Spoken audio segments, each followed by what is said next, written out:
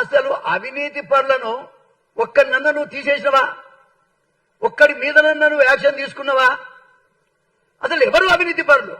ఈ గుంతలతో పెట్టివాడు ఎవడు? 10% పేరుపడ్డ మంత్రి ఎవరు?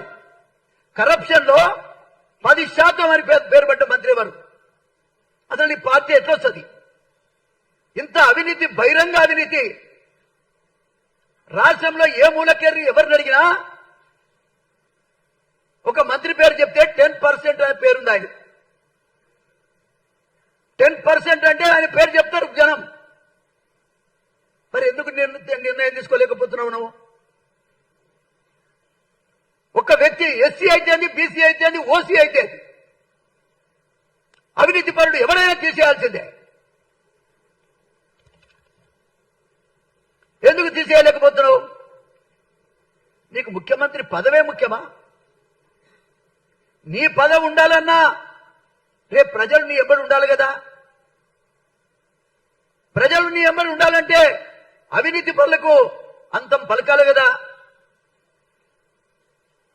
ఈ గొయ్యి దొవుతున్నాడు ఎవడు?